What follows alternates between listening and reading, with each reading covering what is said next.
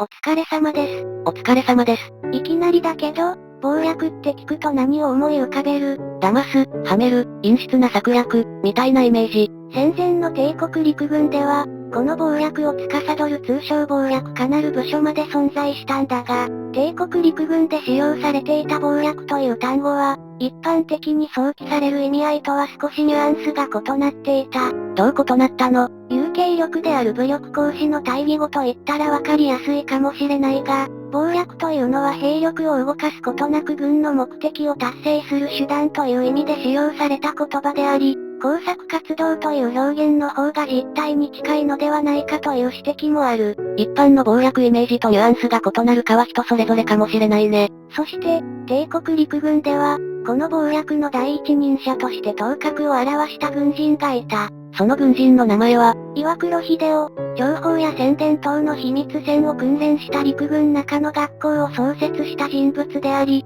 寄贈紙幣の量産にも取り組んだことでも知られる人物だ。今回はこの岩黒秀夫の話をしていこう。なお、当チャンネルのさらにマニアックな動画をアップしているメンバーシップにつきましては本動画の最後にご紹介をしております。岩黒秀夫。これ以降は同人の最終階級を考慮し岩黒少将と呼称するが、岩黒少将は広島県の生まれ、陸軍幼年学校、陸軍士官学校と順調にエリート士官コースを歩み、同人は歩兵少尉に任官した。生徒時代のエピソードは何かないの？石原幹事並みに破天荒なエピソードがあればよかったんだが、岩黒少将については生徒時代に特筆するほどのエピソードはない。しかし、興味深いのは、岩黒少将が戦後のインタビューで、陸軍幼年学校の語学教育について苦言を呈している点だ。どんな点について苦言を述べてるの？陸軍幼年学校の語学教育は、フランス語とロシア語とドイツ語の3科目があり、岩黒少将はフランス語履修者だったんだが、英語が科目に含まれていないという点が問題だったと岩黒少将は指摘する。その3つは日本に三国干渉をやってきた国の言葉だね。どういう観点から問題だったと考えているの？英語を学ぶ幼年学校生徒がいないという状態は、陸軍の要職の多くを占めた幼年学校出身者らが、英語圏を軽視、つまりイギリスやアメリカを実際より軽んじる傾向を生んだと批判する。これは、英語圏に対する軽視や情報意識の薄さが、大東亜戦争につながり、停滞敗北となった遠因になったという背景も含んでの指摘と思われる。陸士を卒業し、岩黒少将は新潟県新発田市にある歩兵連隊に派遣されて士官としてのキャリアをスタートさせた。ほどなく、参謀養成を主たる目的としたエリート登竜門、陸軍大学校に入学、戦術戦略戦士等の訓練を受け、再び新発田市の連隊に戻ったところ、今度は陸軍省に及びがかかる。陸軍省のどこに配属になったの？これは岩黒少将の軍人としての背景に関わってくるところなんだが、陸軍省整備局に配属となった。整備局って何をするとこなの？陸軍省整備局は、陸軍と経済を結びつける役割を果たした局であり、岩黒少将が軍人らしからぬ謀略家の素養として、軍事以外の経済に関して知見を深めた部署だ。話が第一次世界大戦に遡るんだが、欧州からもたらされる新しい装備の更新ぶりに帝国陸軍は焦りを募らせ、陸軍装備の刷新を目的とした作戦資材整備会議を設けた。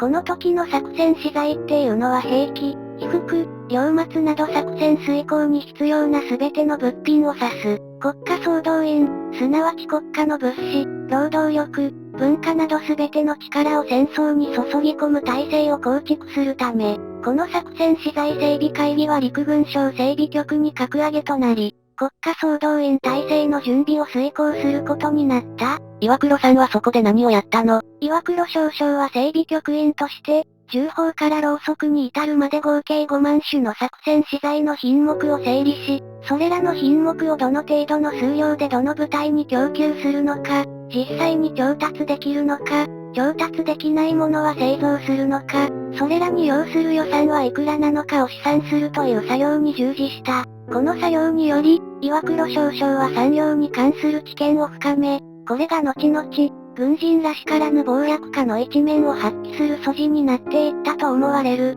狭い軍事の分野にとどまらなかったんだね。この整備局時代、岩黒少将の手腕は、ある大物軍人の目に留まり、同人の懐刀として出世の道を歩んでいくこととなる。ある大物軍人って誰？小磯国明。後年は陸軍大将まで累進し、朝鮮総督などの要職を経て、大東亜戦争が苦境の最中、東条英機内閣崩壊後の総理大臣という貧乏くじを引くことになる大物軍人だ。そうしたら小磯さんからすると岩黒さんは使いやすい部下だったのかな？小磯国明は岩黒少将を高く評価し、後年は岩黒少将を関東軍に引っ張ったりする。しかし、同じく岩黒少将の手腕を買っていたとされる武藤明中将は、スマトラで岩黒少将と飯を食っている時に10回したところでは、武藤中将にとって陸軍で使いにくかった人材は2人いて、1人は満州派の精鋭だった片倉忠し、もう1人が岩黒少将だったそうだ。岩黒少将の手腕は認めつつも、岩黒少将は上司にはっきりと物申すタイプで、その点が使いにくいと評されたのかもしれない。武藤さんと岩黒さんは冗談で面と向かってそう言える間柄だったのかもしれないね。岩黒少将は整備局で物資動員計画の仕事等に邁進していたところ、次は関東軍参謀部に転任する。関東軍では何をやってたの？これも岩黒少将らしいというか満州国らしいというか、関東軍の重要な任務の一つだった。満州国に対する内面指導に関して、岩黒少将は特に経済を指導する職務を遂行した。軍人が経済を指導するの？そうなんだ。しかも若手の大尉クラスの軍人が一国の経済を一手に統制するんだから、ダイナミックな仕事だったろうと思う。他方、関東軍の強引な指導、特に経済や産業のプロではない軍人による指導の弊害も後年では指摘されているから、いくら岩黒少将が整備局で産業に関する知見を深めたと言っても、軍による経済の介入という構造自体にそもそもの無理があったのかもしれないね。もっとも、岩黒少将は満州国で同国の経済指導に邁進した。関東軍の作戦参謀が軍務をやりつつ満州国の経済指導もやる体制だったの？関東軍参謀部には、作戦や兵站を担当する第一課、情報を担当する第二課、満州国の指導を担当する第三課が存在した。岩黒少将が配属されたのはこの第三課だった。なお、第三課は後の第四課となる。そして、岩黒少将はこの第三課参謀と兼務する形で、関東軍内の別の組織にも所属しており、この組織が、満州国の経済や産業にとっては関東軍参謀部第三課以上に重要なケースもあった。第三課より重要な組織って？特務部だ。この特務部は、関東軍参謀長が部長を兼務し、満州の経済関係を牛耳った関東軍の臨時編成の組織であり、満鉄の経済調査会と両輪となって満州国の金融から工業から林業や交通に至るまでを差配した。岩黒少将はどちらかというとこの特務部の業務にメインで従事した。特務部で岩黒さんは何をしたの？最も力を入れたのが各種会社の設立だ。森林会社や金の採掘会社など60以上の会社の定款を岩黒少将は一人で起案し続け、新しい会社を満州に次々と生み出していった。定款って何？現代の会社法で言うと、定款というのは、会社の根本規範が記載された書面であり、要するに会社の憲法だ。この定款には、取締役会設置の有無や、株主総会の招集方法など、会社にとって非常に重要な事項が列記されており、基本的にこの定款がないと会社という存在が成立しない。岩黒少将はこの定款を何通も書く作業に追われたそうだ。準作戦分野の軍人というよりは、経済関係に造詣の深い軍人になっていったのかもね。その職歴ゆえに、陸軍中の学校や各種研究所など、当時の主要な軍人らとは一風変わった発想で色々な施策を実行した人物なんだと思われる。満州で経済指導に奔走した岩黒少将は、参謀本部に短期間移動後、追満事務局に移動となり、再び満州国関係の事務に携わった後、今度は陸軍省兵務局に移動となるんだが、この兵務局で岩黒少将は、帝国陸軍史における一大事件に遭遇し、その後始末に駆り出されることとなる。陸軍の一大事件とは？ 226事件だ。岩黒少将は、陸軍省兵務局兵務課員として226事件に参加した青年将校らの軍法会議の実務を担うことになる。そもそも兵務課って何をするところなの？兵務課は憲兵、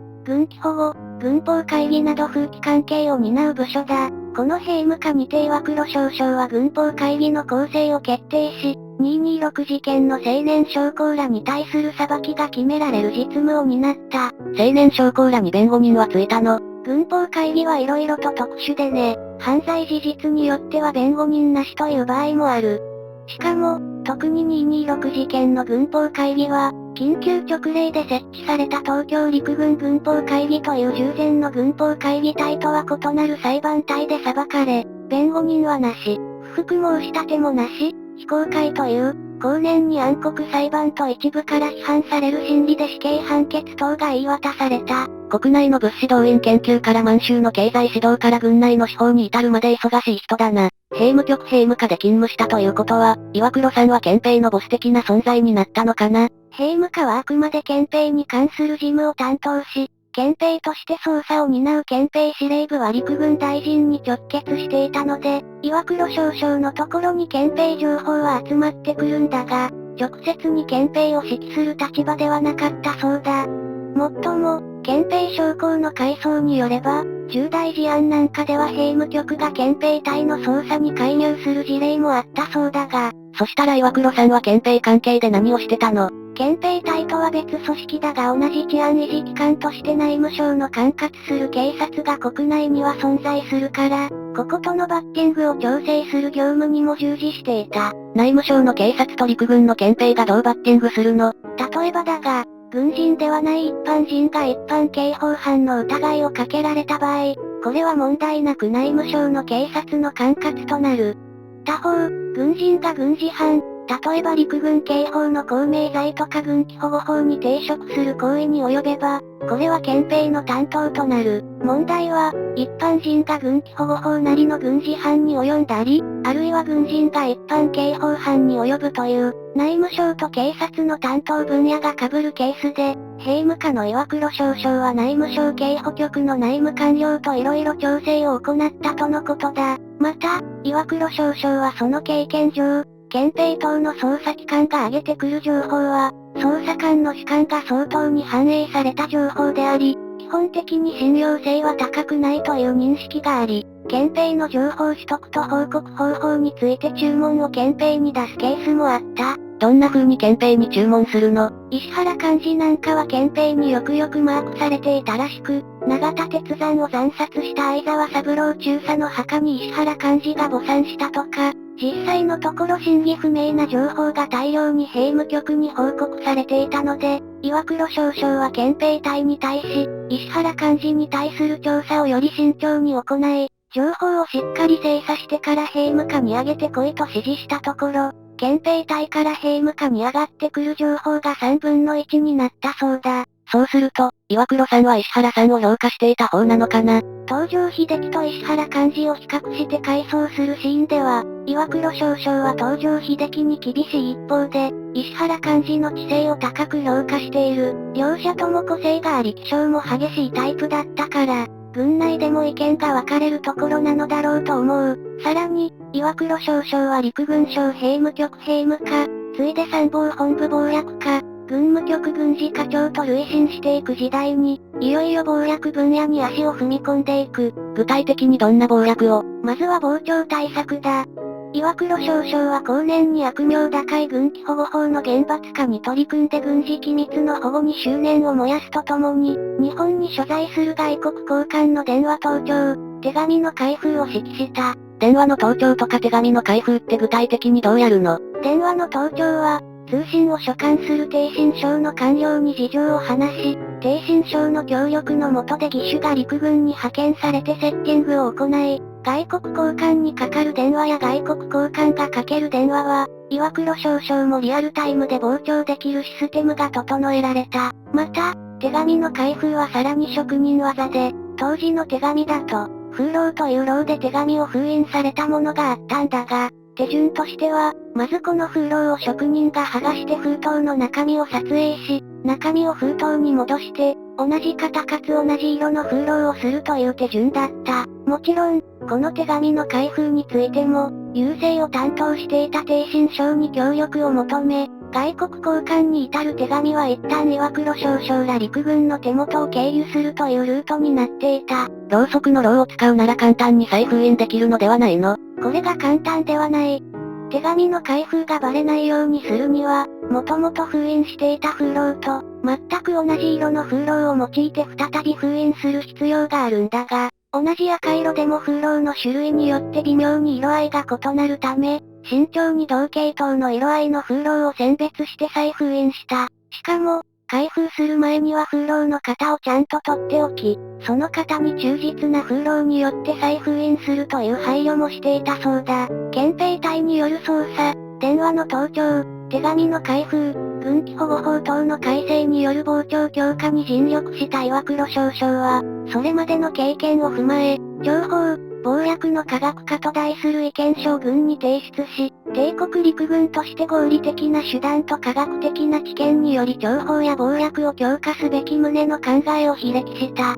その結果、参謀本部第2部、すなわち情報部に設置された第8課、通称謀略課に岩黒少将は転任することとなった。この謀略課において岩黒少将は王朝命樹立計画等に参与し、ついで陸軍省軍務局軍事課に移動。いよいよ、秘密戦を訓練する陸軍中野学校の創設に動き出す。そもそもなんで陸軍中野学校を作ろうと思ったの？明治維新以来、政情不安定な朝鮮半島等では日本の謀略工作はもともと盛んだったんだが、いかんせん組織性がなく、総司といえば聞こえはいいが要はゴロツキを大量に動員して乱を弱起させるとか殺人をさせるとかの方法が取られており、あまり合理的な体制ではなかった。これを危惧した岩黒少将は、より合理的近代的に謀略工作を遂行できるよう、専門家を養成する必要があると考えた。そして、現場での柔軟性が求められる謀略工作の専門家としては、陸軍幼年学校や陸軍士官学校で軍事知識を中心に叩き込まれたコースの軍人よりも、一般の学校を出て陸軍に志願した軍人の方が視野が広いだろうという発想のもと、それら幹部候補生出身の将校を20名選抜して、謀略専門家を養成する新しい学校の一期生にすることを起とした。岩黒さん自身が幼年学校、士官学校と純粋な軍人コースを歩んでるのに、視野の公共に着目するとは、岩黒少将の特殊な職歴が物を言ったのではないだろうか。よくよく考えたら幼年学校システムって、中学生からずっと陸軍の世界で養成されるわけだから、いろんな意味ですごいな。ちょっと話がそれるが、東条英機がまだ大佐として連隊長だった時代、徴兵されてきた一般の青年が、兵役を終えてもうすぐ除隊するのに就職先が見つからないという問題が持ち上がり、これを懸念した意外と人情派の東条英機は、連隊の将校らに命じて、民間企業回りをさせ、除隊を予定する青年らの就職口を探す業務に従事させたそうだ。この際に、民間の企業にお願いをして回るという経験をした将校らは、幼年学校以来初めて触れる社会に驚きの連続で、社会の実相に少し触れることができたというエピソードを文献で読んだ記憶がある。陸軍中野学校の話に戻ろうか。なんで中野学校っていう学校名になったの？それは学校名の推移をたどるとわかる。学校名は変遷があって、防潮研究所、広報勤務要員養成所と改名を重ね、陸軍中野学校にたどり着き、参謀本部直轄の軍学校となった。広報勤務要員って取得名称なの？その配慮もあったそうだが、広報勤務要員について、卒業生には占領地行政も担当させる思惑があったらしく、謀略、情報、広報勤務という主に3種類の軍務を遂行する要員を養成するという趣旨もあった。もう一度聞くが、なんで中野学校っていう学校名になったの？創立時、学校は東京の九段にあったが、追って中野に移転した。陸軍の軍学校では、陸軍歩兵学校や陸軍戦車学校など、何を教育しているのか学校名で識別できる学校が主流なんだが、教育内容を外部に知られたくない場合は、学校名に地名をつける慣習があった。それに倣い、岩黒少将の創設した学校も教育内容を容易に知られてはいけないので、地名を付した結果、陸軍中野学校が出現した。1期生には20名が選抜され、校長となったのは特務機関や関東軍の情報部長も務めることになる情報系の陸軍軍人、秋草俊だった。同校の専任教官には参謀本部から参謀を派遣したり、憲兵隊から憲兵将校を派遣したりして、傍聴、情報、謀略、占領地行政などの教育訓練を施した。広報勤務要員養成所なり陸軍中野学校の入学試験は難しかったの。多数の総志願者からまずは筆記試験で 10% 程度に絞り、そこから口頭試験で20名に絞る、という工程だった。口頭試験では、岩黒少将も試験官となり、前に非常な美人がいるとする。後ろから歩いている君は、この美人に声をかけるにはどうするか、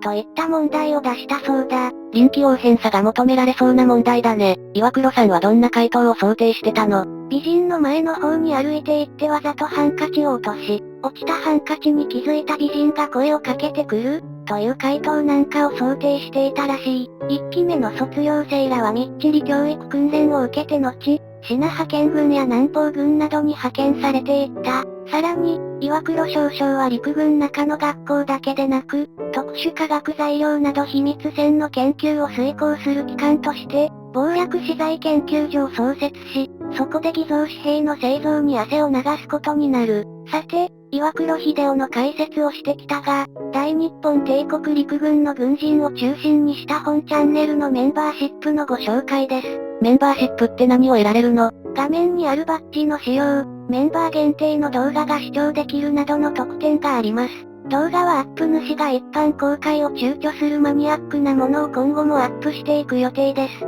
ちなみに、最近メンバー限定にアップしている動画は、大本営情報参謀堀映像、マッカーサーとの対決、陸軍の諜報謀略秘密資金、機密費、電撃陸軍大臣と呼ばれた男、東条英機、商社マンになった大本営参謀、瀬島雄三、大日本帝国海軍、大陸都洋爆撃作戦、戦時下の支配関係、軍部と官僚の攻防、東条英機、派閥構想編、鈴木貫太郎、魚雷の攻防日清戦争編、東条英機、左遷編、軍事参議院、天皇の軍事顧問集団、笑顔の軍人宰相桂太郎などです。直近の動画は、大日本帝国陸軍において敏腕の情報参謀だった堀映像が、マッカーサー率いる米軍と激突するフィリピンの方面軍情報参謀として、米軍の上陸時期、上陸地点や兵力量を予測して見事に的中させ、